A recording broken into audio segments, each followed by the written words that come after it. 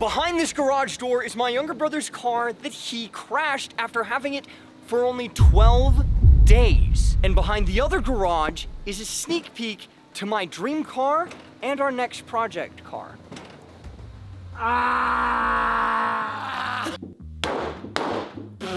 Okay, this is one of the few things that we need to do to finish the exterior of the car. You breaking my hood? Yes!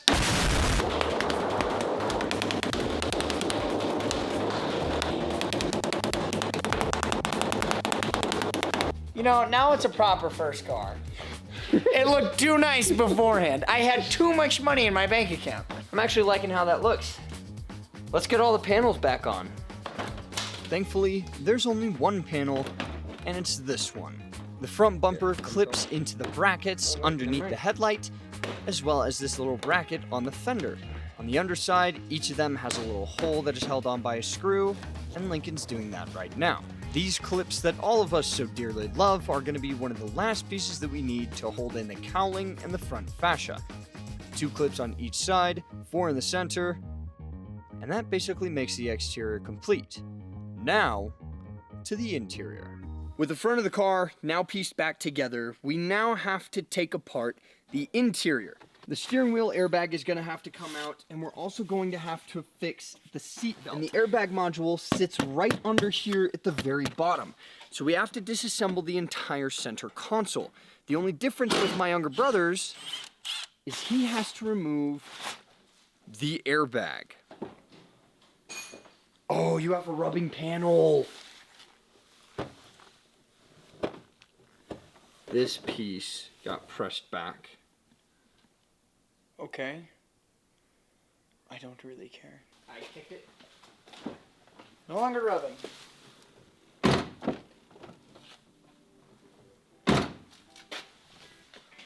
I like kicking things. I guess sometimes all that you need is a hammer, or in Lincoln's case, a foot. Now we have to remove the driver's seat so that we can remove the sides of the center console to access the module. The back panel slips right off, and then these silver pins on the side get pried. Now in order to fully remove the side panels of the center console, we have to remove the full center faceplate. That includes the storage compartment here, and then the full center. Ta-da! Right in there where those yellow clips and blue clips are. 2 little bolts are going to hold it down to the chassis, and 1 screw on the front will hold this plate in. Then we can remove this AC ducting so that we can now see the module. And these are really hard to get out. To disconnect the module from the wiring, there's a little press tab that you have to push down at the top, and then you're supposed to pry it from the bottom. It's supposed to be done in 1 motion, but I was lucky and was able to do it in 2. With 1 out, the second one was a lot easier. All right. We have it disconnected now. But now, we have the hard part of actually getting the module out. Because there's a T25 or a T30 that we have to get to. And taking a look at this, we actually have to remove the other side of the car as well. We weren't wanting to take out the passenger seat, so we tried to see if we could get them out without removing it, and we were successful. And finally, to get it out, we have to cut this strip of carpet and pry it back. With doing that, it's going to show us the 2 bolts that are on my side. For this module, there should be 4. 2 on the passenger side and 2 on the driver. And as you can see, there's not a whole ton of room in this little section. These modules aren't really supposed to come out. We're going with the big guns. Oh boy, not too much. 1 corner turn at a time. 1 little turn at a time. 1 little turn at a time. And I'm gonna lose my freaking mind. Again, there is not a lot of room to work on these. I handed the tools over to Lincoln so that he could get the 2 done on his side, and this is when I was met with a little bit of a surprise. Originally, I said that there were 4 bolts that were holding this down to the chassis. I was clearly wrong. There's only one on your side? Are you joking me? Oh, that is genuinely stupid that there's only one on his side. There's a couple different things that this airbag module does. Number one, it knows the tilt and roll of the car, so that if the car goes at too much of an angle, it's going to blow these curtain airbags. Or, as Matt Armstrong found out, it blows them while you're in the car. Now, this also stores all the crash data for the car. Since his airbag as well as his seatbelt have both activated and are gone, there is crash data stored on this. We're going to remove that seatbelt over there, and we're going to take this module right here over to a place, and they are going to reset this and reset the seatbelt so that we'll be able to put it back into the car and it won't show crash data anymore. It will be like it never even happened. With the module out, now the last thing that we have to do to get everything repaired is a seatbelt. The lower trim comes off, and then the upper trim. The actual seatbelt system will be disconnected from its signal wire and then removed from the 3 bolts holding it to this A-frame. There's one at the top, and then there's 2 more at the very bottom holding the rest of the system to the car. Inside this tube, right in here, there's an explosive which has gone off and it has broken the bits inside of this. So your seatbelt isn't gonna loosen anymore. It's not gonna work. It's not gonna retract. The reason this happens is so that when you get into a crash going this way, your seatbelt is gonna lock you to your seat so that you aren't. I genuinely think that that is the best explanation for why it locks out. Now the whole driver's side has been torn apart and everything is ready to be shipped off so that we can fix it all and put the car back together. The module and the seatbelt are now done. They're back from the same company with actually the same items that I did on my 2016 Honda Accord. They've even got a little happy sticker. So thank you, Safety Fix, for getting that done. The seatbelt now goes out, comes in, and it properly locks. This, when we plug it in now, since it's had the charge replaced, is not going to throw an airbag code. However, there is still one thing that we are going to have to do, and that is replace the airbag. This is still going to show an open circuit in the car because, well, the airbag is blown. Now we need to get the module in, then we'll get the seatbelt in, we'll get the whole entire interior of the car put together, and then we'll finalize it all off with getting the airbag finished. So now the hard part comes again. We have to get this in. Getting it out was hard enough, but getting it in was a little bit easier because we decided to cross the tools between the car. I think that's tight. And again, unfairly, only 3. With both of them pushed in, the blue clip locks it in. Yay, the hard part is now done. At this point, it's all home from here. The AC ducting goes back into place, and now I can focus on the seatbelt. 2 bolts at the bottom are going to hold the main system in the car, and then 1 at the top. You need to make sure to remember to plug in the signal wire at the bottom. You're gonna have to pull the entire car apart again. The A-pillar trims can go back into place, making sure that the weather strips are properly in their order. Otherwise, the car will leak. That is way easier in here than it was on the Accord. My Accord, because this is also an Accord. Back to the center console we go, starting with the passenger end. The footwell panel goes in first, then the side piece. I was worried I may have had to remove the passenger seats, but clearly not. The driver's side footwell goes in, and then the driver's side, both ends being held down by 2 bolts, and the center facing can all just be clipped back in. Now with the driver's seat going in, the interior is all done. Mostly.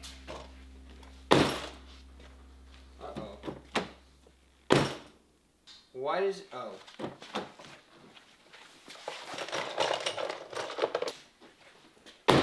There we go. I'm about to find out really quick if everything is tight on this. Oh, she is a firsty girl. Where's the cat? What? One bottle gone. Car should have enough coolant. Check below for leaks. We are now literally at the very end point of this project. Only a few things remain. Now we need to get out this airbag. How we're gonna do that, I have genuinely no idea. What are you doing? I know how to do it. It's held in by 2 screws, one on the left side and one on the right. My younger brother found this, and I didn't, so I guess he actually does have a brain. The one on the left came out easily, but the one on the right may have been tampered with before. It wasn't coming out as easy as the one on the left, and then he gave it a look and said what I didn't want to hear. Is this stripped? Unfortunately, it was. My brother found it was stripped, and I gave it a try, and you can hear by the clicking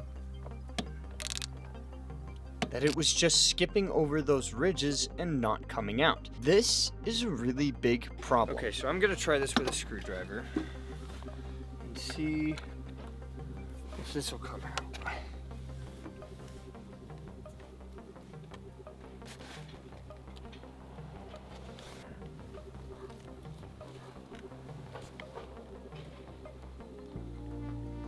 Oh my gosh. Please tell me that went. Oh my gosh, dude, there's no way. Did it really work? It really worked. Look at that. She's coming out. Holy crap. Dang, is this guy a mechanic or something? Yeah, but you just ruined the bolt, so now we need to get a new one. Nuh-uh. Yeah, you botched that sucker. Look at that. With it being stripped, we're gonna need to replace these. But we'll focus on that when we're trying to get the new one in. With these, now the signal wires just need to be pushed and pulled from the back end, and then the ground wire just gets pulled out. It just pulls right out. And that is definitely Going on the wall. getting cut off and going in a picture frame. You even gonna say what that is?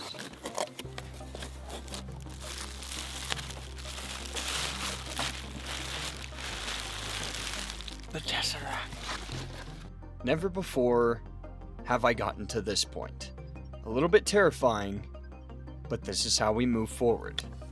The signal wires are going to get pressed back into place, the ground wire pushed into its tab, and some new threads. bolts with the same threads are going to get put into We place don't want to strip it. and torqued to spec. Beep. Perfect. Beep. Yeah, it looks a lot better when it's not exploded. That is the first airbag I have ever replaced. That's not as scary as I thought it was going to be. No, it's not at all. Now we just need to connect the battery and hope that it doesn't explode. That's the thing.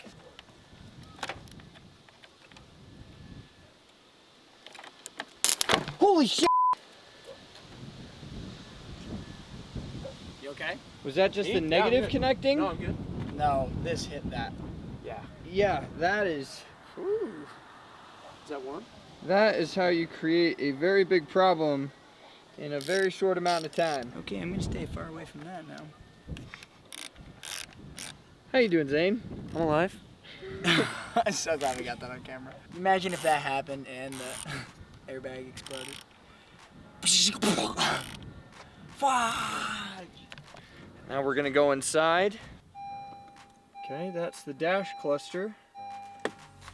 Passenger airbag light is no longer flashing. Oh, it turned off. That's even better. Now let's hope that the airbag doesn't explode.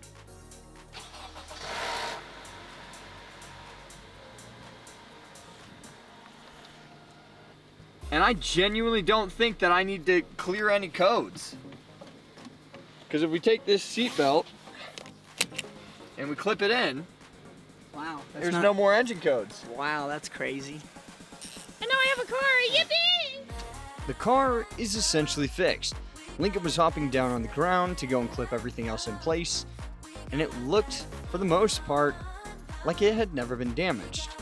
Now all that we actually have to do is fix the hinges that were damaged in the crash. I've already done this on my 2016 Honda Accord, but the way that we're going to do it on this one is a little bit easier. First is removing the hood from the top of the hinges, and you could already see the pressure that it was under when it released. That is pretty bent. So if we take the old one versus the new one, the old one's just a little bit bent.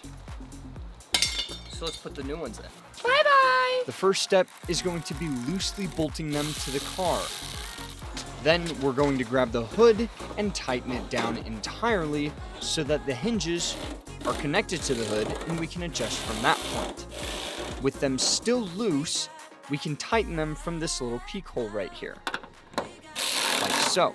But we want it loose so that we can still shimmy it around and adjust our panel gap.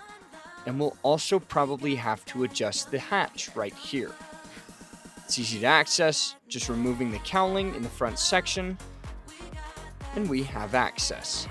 As we can see, it's catching on the first hook, but it's not pressing into the slot where it needs to go. The hood has to slide back.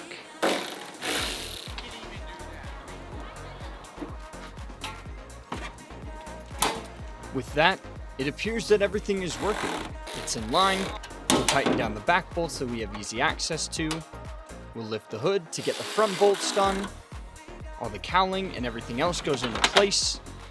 And with that, I believe that the Honda Accord is officially finished.